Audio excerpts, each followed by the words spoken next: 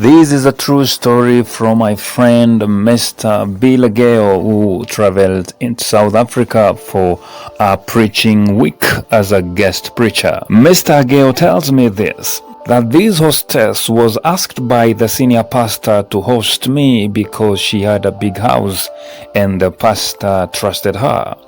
After all, I was a foreigner. She made dinner and all went well.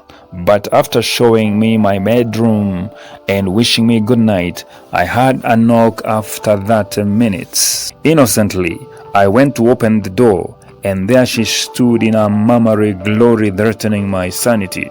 Standing with no clothes at the door, my hostess came. She became the epitome of seduction in my life. I didn't want to scream or embarrass her. Even so, I was confused on what to do, but to both of us it was obvious what she wanted. She gave me one cheerful smile, and I knew I had only seconds to mitigate some dark looming trouble. I needed to act swift or else I would be in trouble. I requested her to pray with me, but she refused to pray. She said she had missed a man's touch for ages, thus she was thirsty and aching for love. I knew if I fell for temptation, I would not be able to preach the following day.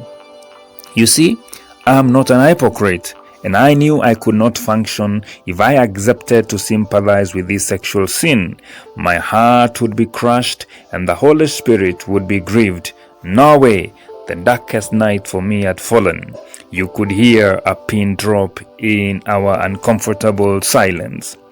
I told her to lie on my bed as I went to the washrooms. I would be back soon. But that was the only trick I could think, just to run. I left the house of temptation at night and got a room somewhere nearby in an hotel. The following day, how was your night, Pastor? The senior pastor asked me. I began to sweat. I didn't know what to do or to say, and I didn't want to embarrass my hostess either, because even as the senior pastor was asking me that question, I saw her drop her gaze in shame. I kept my peace and cool and chose to praise her for her great hospitality. I kept preaching for the whole week, and I warned her that if she made that wrong move again, I would report her to the senior pastor. The good news is she kept her peace and became the best hostess I've ever had. She lived up to my words of praise and became a great support system to my ministry. At least she could trust me, and she knew I was not out to sleep around with women, whether they be loose or strong sisters in the Lord.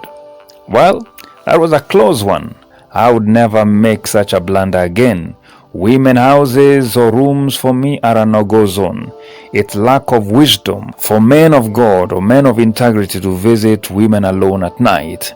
It sets in a motion or a chain reaction you might not be able to control.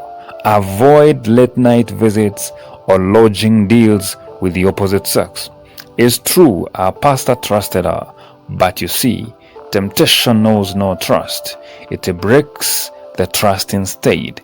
Simply put, protect your space. Near verse for meditation, 1 Corinthians 6:18. Flee sexual immorality. Every sin a man does is outside the body, but he who commits sexual immorality sins against his own body. An excerpt from my book, Zero Sex, and the other book called Flee Like Joseph. You can always find the link below. God bless you.